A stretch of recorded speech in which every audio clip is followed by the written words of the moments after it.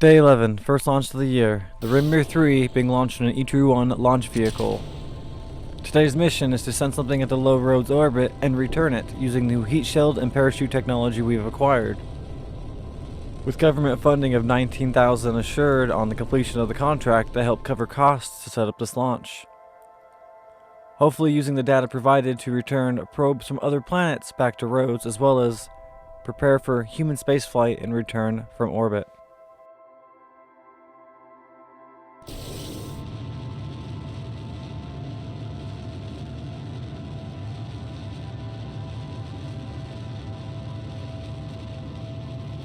After the E-1 was successful in getting Rimir 3 into orbit, we deattached the stage and let it come crashing back down into Rhodes. Shortly after spending a few minutes into orbits, we performed a retrograde burn to bring the probe screaming back down to the surface of Rhodes. Initial telemetry readings and thermometer readings show the heat shield is working as intended. No damage was done during re-entry as the parachutes deployed and floated the probe down to the waters in a lake just outside the Space Center in Rhodes.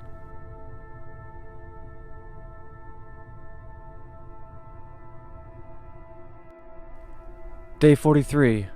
Lua 2 on top of an E-2 launch vehicle, sent to be the first probe to land on the surface of Lua. Additional government payout, as well as other payouts from private contractors, was ensured on the completion, giving us a nice bonus in cash flow for later research. Initial telemetry data proved that we made it into orbit successfully, and a course was plotted to send the probe to a roughly 50-kilometer orbit around Lua to prepare for its final descent burn.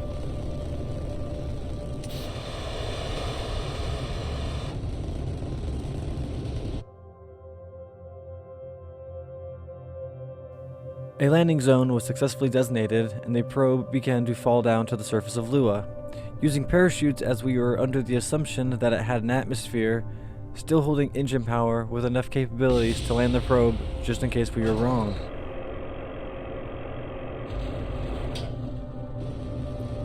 Shortly after the parachute was deployed, readings and telemetry data showed that Lua did in fact have an atmosphere, and more study was needed. This brought our engineers hope to sending a manned mission to Lua, as the area seemed suitable for life. After what seemed like forever, the probe eventually made its way down to the surface, where the sudden drop in telemetry showed us that we had successfully landed on the surface. After collecting all the signs we could from the area in which we had landed, we decided to send a command to the probe to make a short hop, getting closer to the waters of Lua. This would also determine if we had enough thrust power on the probe to do a propulsion landing, as the parachute did most of the landing force on the initial descent.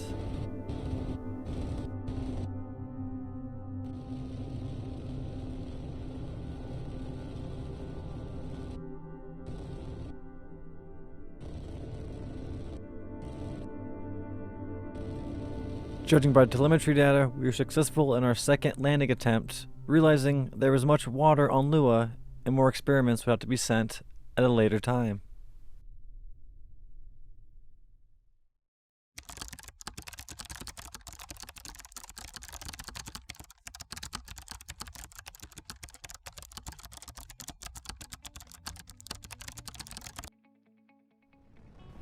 Day 65, the new probe Pylon 1 launched in an E-2 launch vehicle was being sent to Armstrong to orbit it.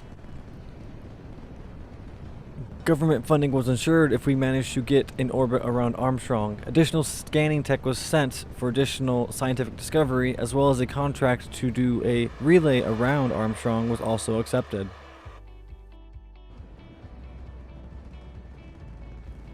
Unfortunately, due to miscommunication between the engineers and mission control, no relay antenna was added to the probe. This was not recognized or understood until the probe was already on its intended injection course to Armstrong. A small correction burn would have to be made due to the slight odd inclination of the planet Armstrong. Although minor, had to be very precise. The Rhodes team spent hours setting it up and successfully plotting the course to a polar orbit around the planet Armstrong.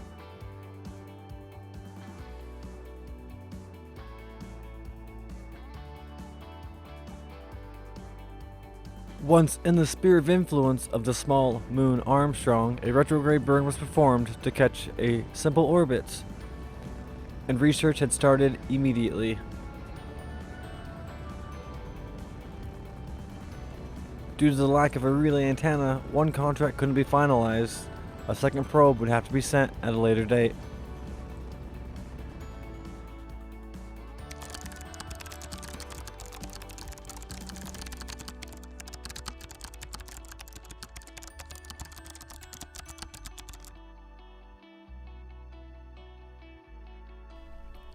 Day 77, Luna 3 on an E-3-2 launch vehicle to be launched to once again land a probe on Lua. Unfortunately, because of the rush and panic from previous issues with our last launch, some technical things were overlooked, and unfortunately, the probe would never reach its destination.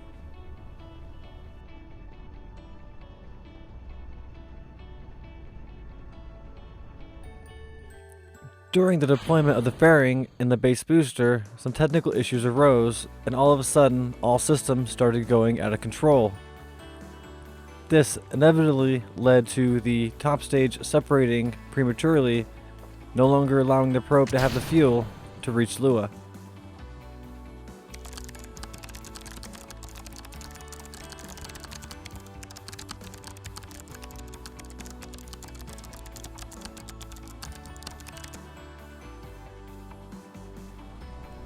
Day 96, the Pylon 2, the replacement probe for the Armstrong relay, was launched on an E-3-2, ready to complete the contract that we had failed last time. Due to the issues of the last launch, teams were hoping that it was a one-off issue that they wouldn't see again. Unfortunately, once again, after getting fairing deployment and main base booster separation, the probe prematurely deployed the top stage, once again not allowing enough delta V for the probe to reach its intended target.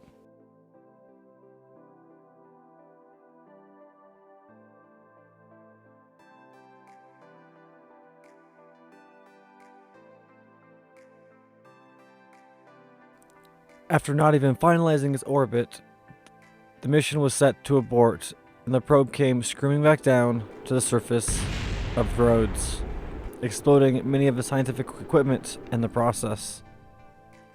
Day 110, the Lua 4 on an E-3-2 launch vehicle, our second attempt to land our second probe on the surface of Lua.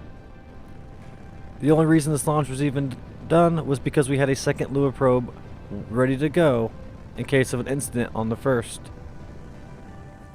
Even though there was a minor issue during initial fairing deployment and stage separation, no premature deployment of the top stage had happened again, thus allowing us to make our injection burn to catch an orbit and eventually land on the surface of Lua.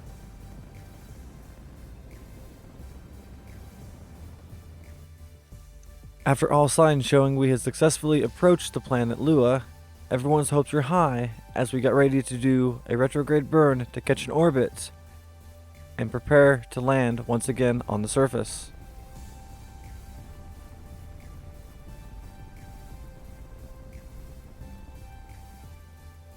As if fate didn't want us to land a second time, we had suddenly lost all connection to the probe as it came screaming down on an impact course with the planet Lua. All connection was lost and never recovered. Scientists assume that it impacted and exploded on the surface. No landing was successful, at least not today.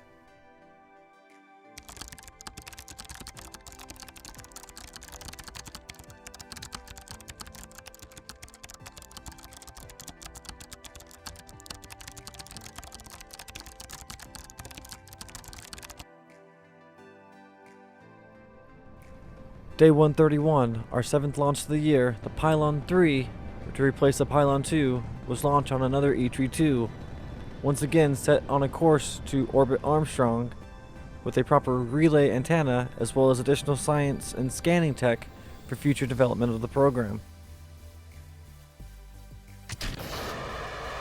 Separation of the fairing and the base booster seemed to go off without a hitch, and teams were hopeful as we prepared to do our injection burn to go to the planet Armstrong once again.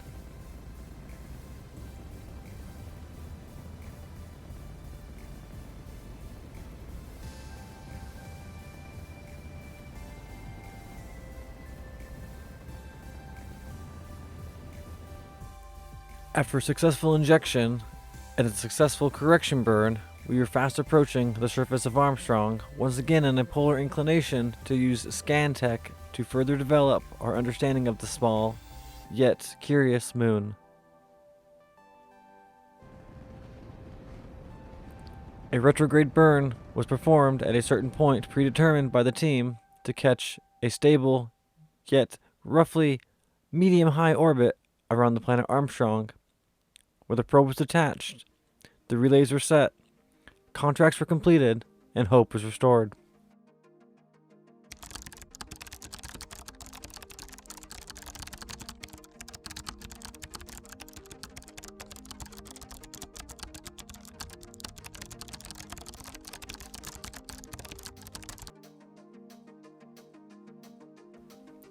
Day 170, Launch 8, the Pylon 4 on another E-32 rocket was sent up into low Rhodes orbits with new scientific tech to hopefully retrieve new data for further development, as well as finalize a few contracts and set up a small relay around the planet we call home.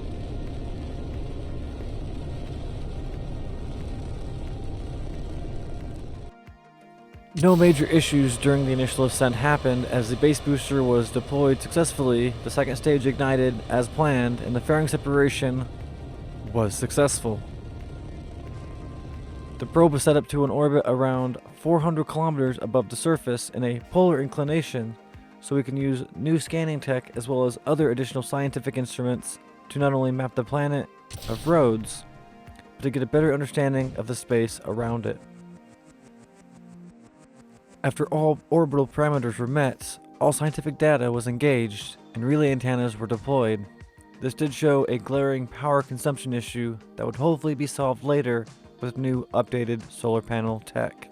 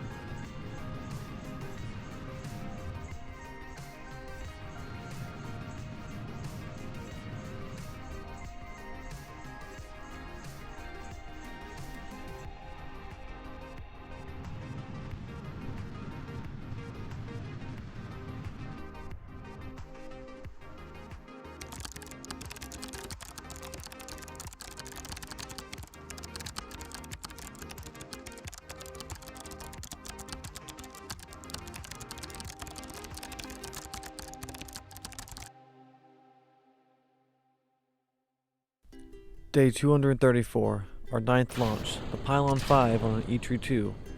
The Pylon 5 is set to complete scan contracts as well as replace the Pylon 3 previously sent to Armstrong. After much delay for R&D purposes as well as upgrades for the Space Center, we are finally back to launching our own rockets. Currently a relay network is being constructed to be launched towards the end of the year. As luck would have it, everything went according to plan as our probe successfully made it into orbit. Before making the injection burn to Armstrong, we tested out all of the new tech we had added to the system. As done in several launches before, once the probe reached Armstrong, a retrograde burn was performed to catch, once again, a polar orbit around the planet, so additional scan tech could be used. The new solar panels seem to hold up exponentially better than the previous design.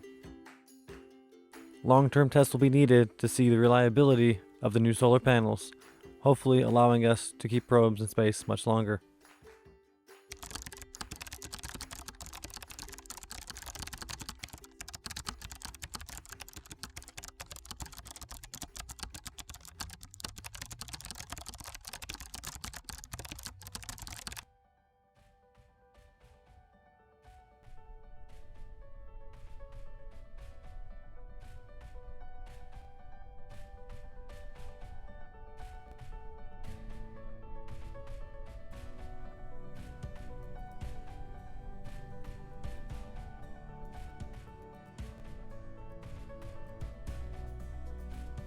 Day 354, our 10th launch and our final launch of the year. The Relay 1 payload on Osiris-1 was being sent up to set a relay network up around Rhodes. This would be the ultimate test of the Osiris-1 launch vehicle, as it claims to have a higher payload capacity than anything we previously launched prior.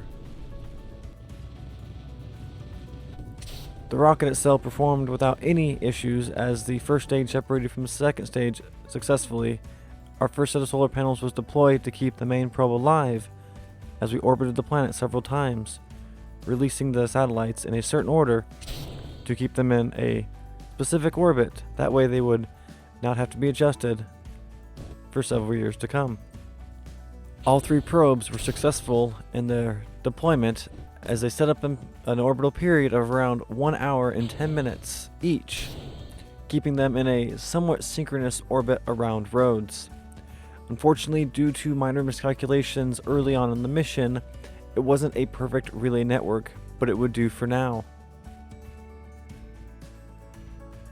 And that is the end of the episode. I want to thank you guys for stopping by. If you liked the video, feel free to give it a thumbs up. If you want to see more, feel free to subscribe. Other than that, I really hope you guys enjoy. Maybe I'll get a proper outro set up eventually. Either way, I hope I see you guys again in the next year, year 3, or on my RSS channel in year 1962.